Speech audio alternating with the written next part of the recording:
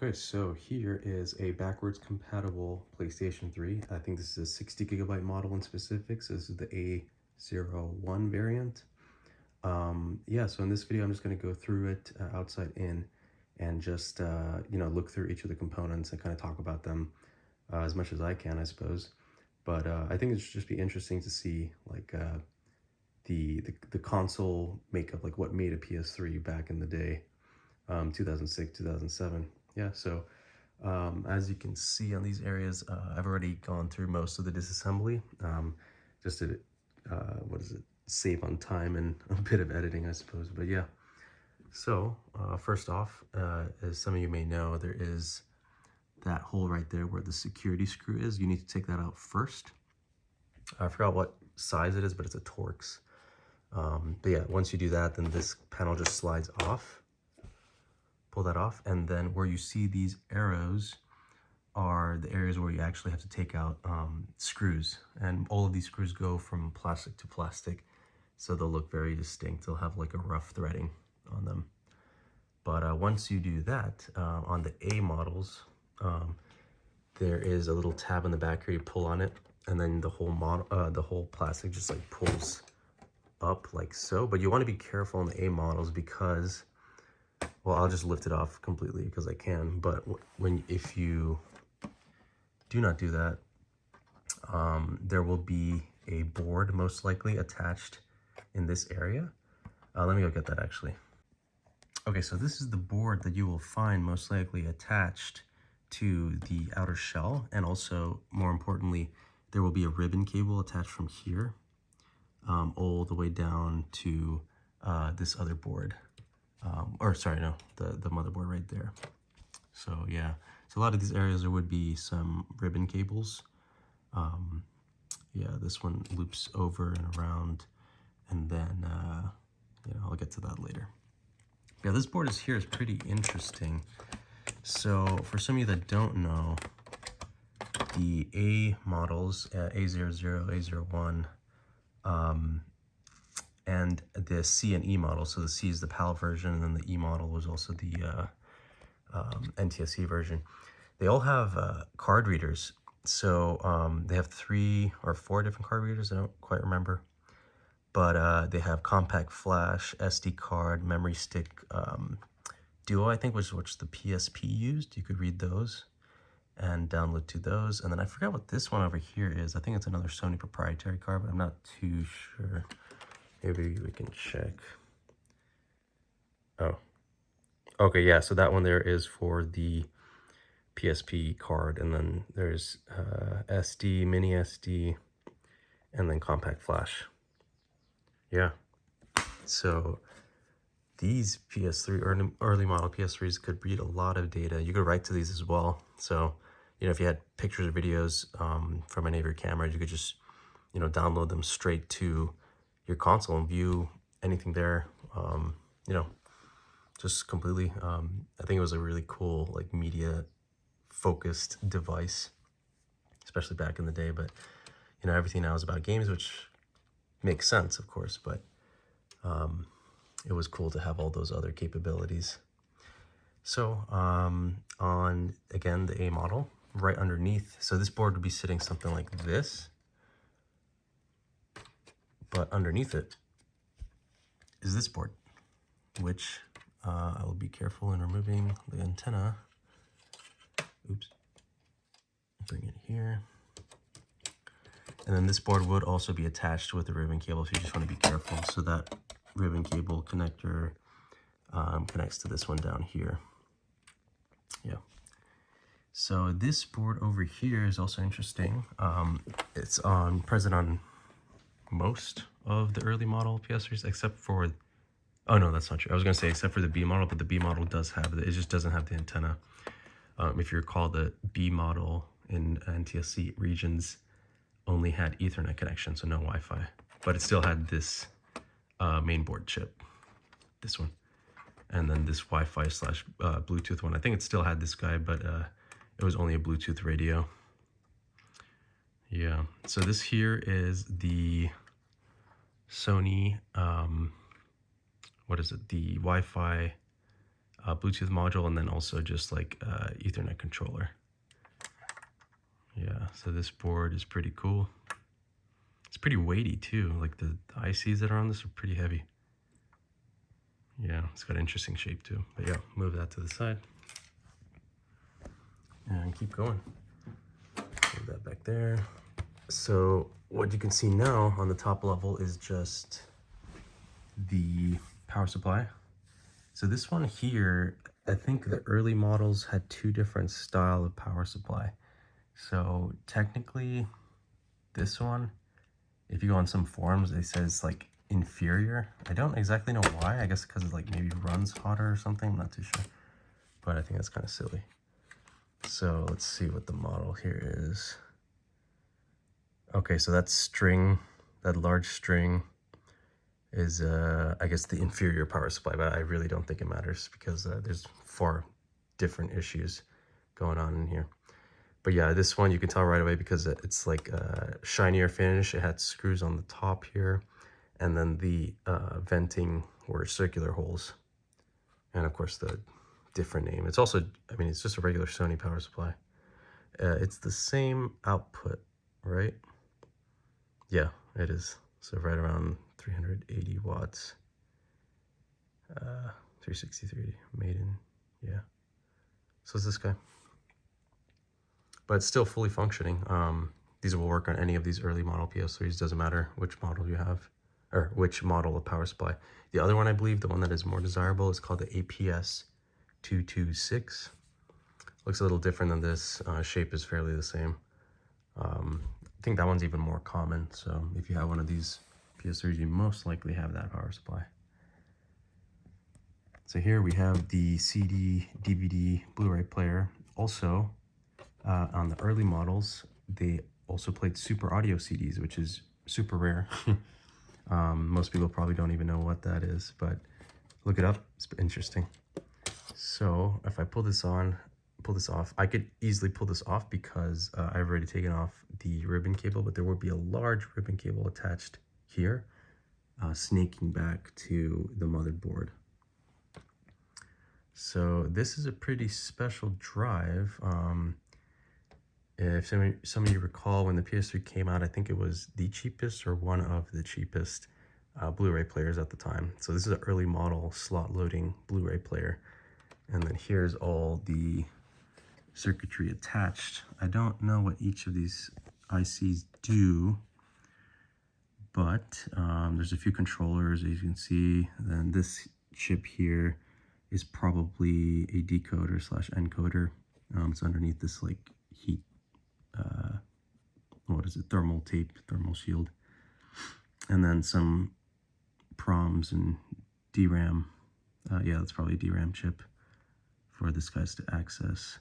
One thing to note is if your Blu-ray drive goes bad, like it's irreparable, you know, you have to get a new Blu-ray drive, but you have to use the same motherboard that came with your PlayStation, because these, or not motherboard, these daughter boards, I suppose. You have to use these same boards with your existing PS3 because they are tied to the main motherboard. So if you get a new one, a new, Blu-ray player, or if you use it in a different PS3 with a different motherboard, this guy's just not going to work. It's not going to tell you either that it's not going to work. It's just not going to work. Everything would be perfectly fine.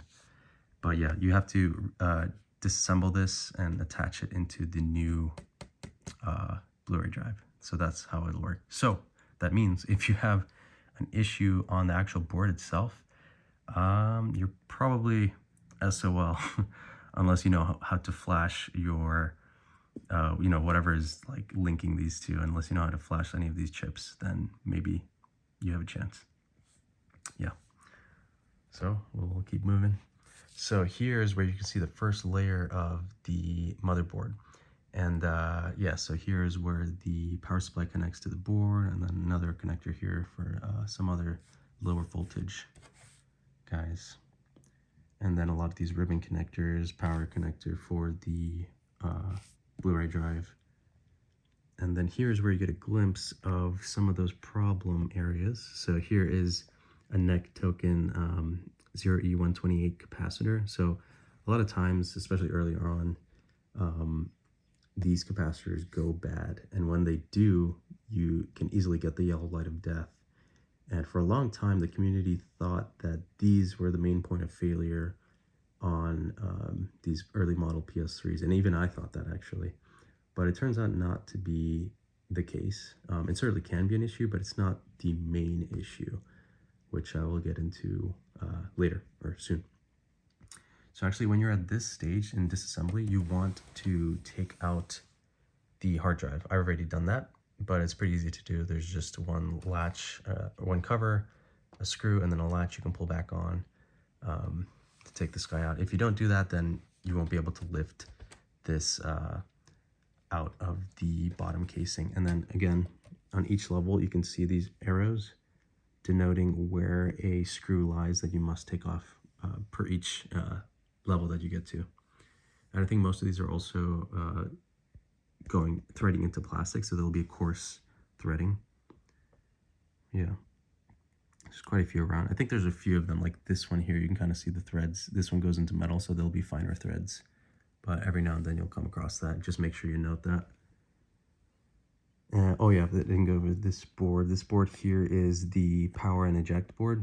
You can kind of see that, so labels. And then there are the, metal capacitive buttons. Or not buttons, but well, I guess we can call them buttons.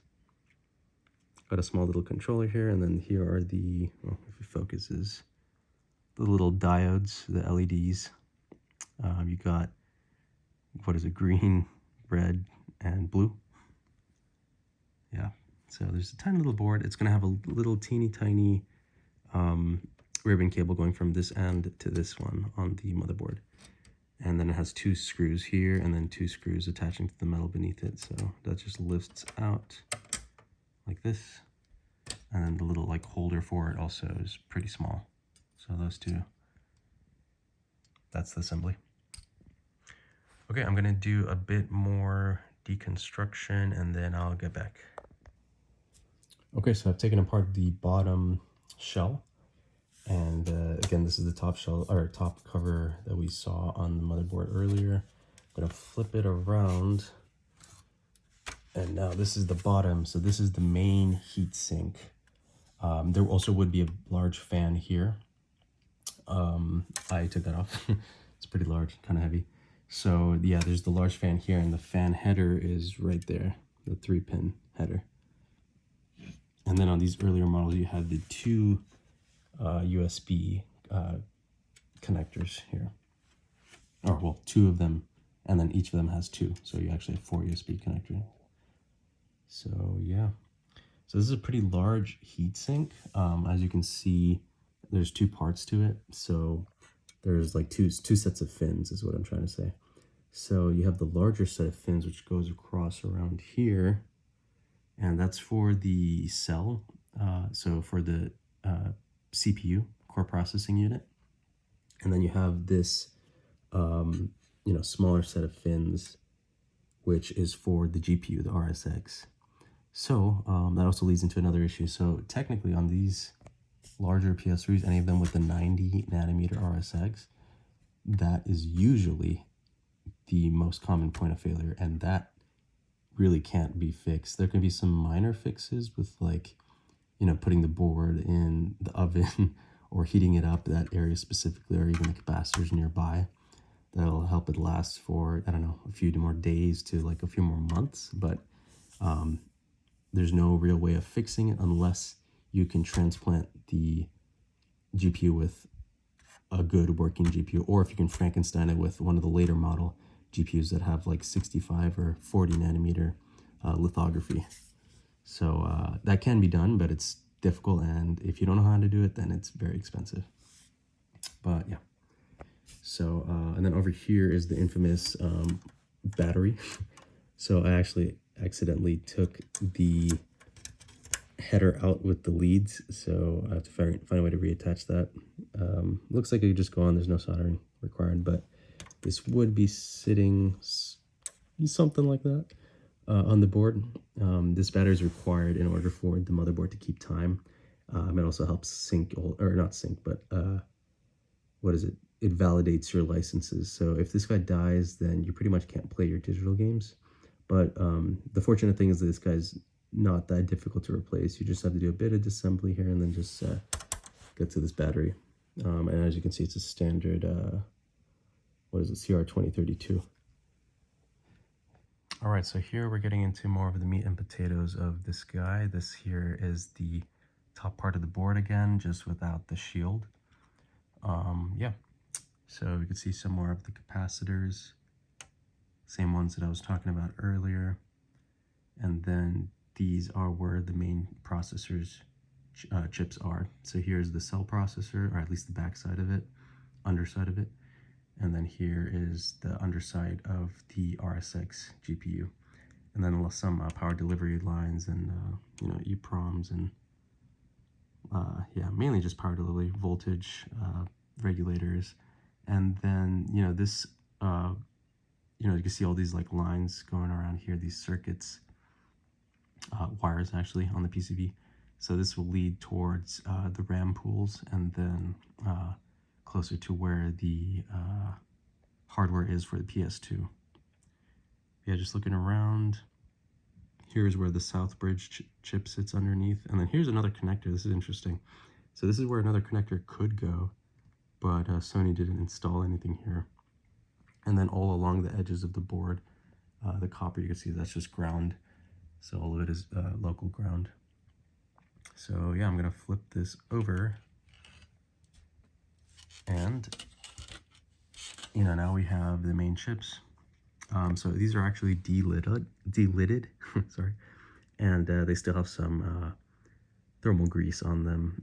It's pretty messy, so I don't really want to deal with that, but it's interesting to look at.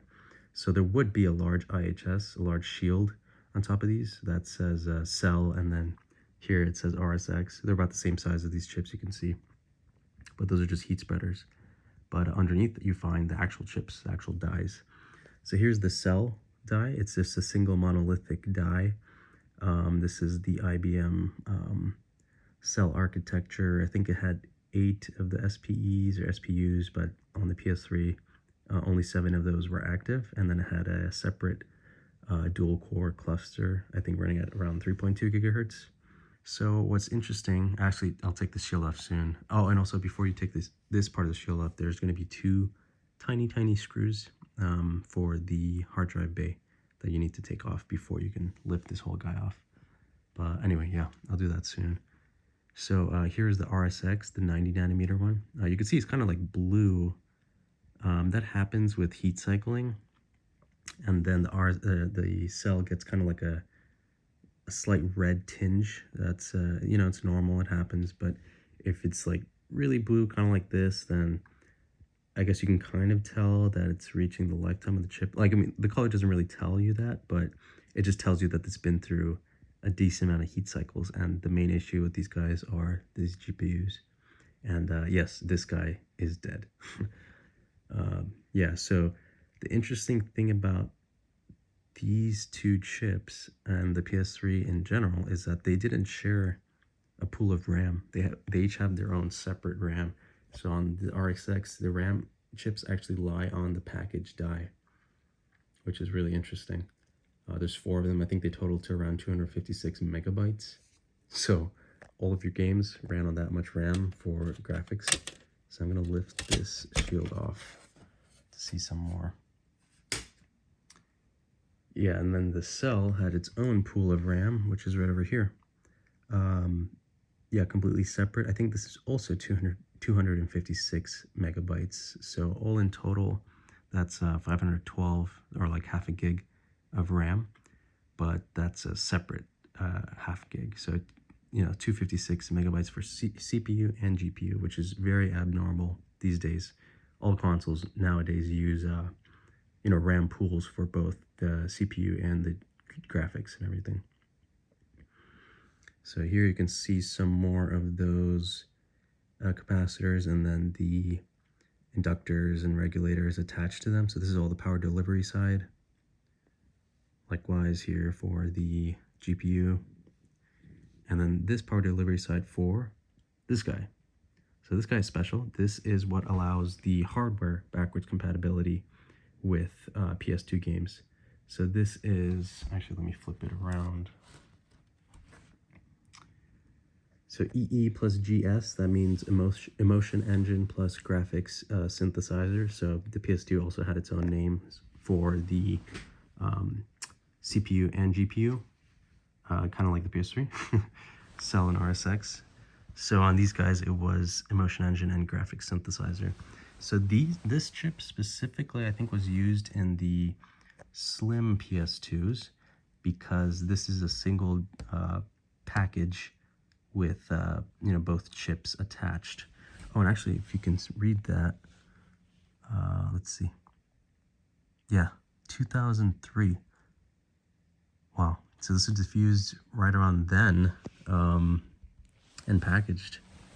So that's pretty cool. They have a lot of stock of these chips, it seems like, which makes sense for them to use it. It's just a lot more expensive to incorporate it into a new board. But yeah, so you can see these chips over here. I think these are also the RAM pools, if I'm not mistaken. I believe so. I'll have to double check, but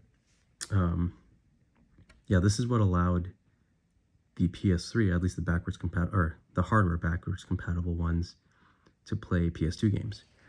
And then later on, I think the PAL models, so the C model and then the NTSC E models, did not have the emotion engine anymore. They only had the graphics synthesizer. And I think it was also placed around the same area.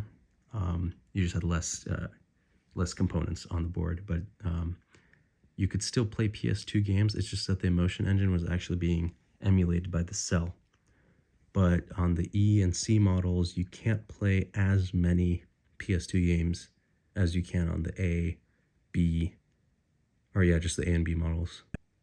So moving on from the PS2 side of things, we'll move back to the PS3 side. So a lot of these, chips underneath here is your HDMI decoder, I believe. So this would let you connect to HDMI. And then this other large chip is the Southbridge. This handles pretty much all of the I/O connections for the PS3. And you can see the traces leads directly to the cell processors. And then here is your SATA connector for your hard drive. So this is where your hard drive ends up connecting, right around here. This is the back side of the power connector. So main power, AC power comes from there. Or sorry, no, it would be DC by then, but yeah. Straight there. Then the USB connectors and their attached circuitry. Yeah, overall pretty cool.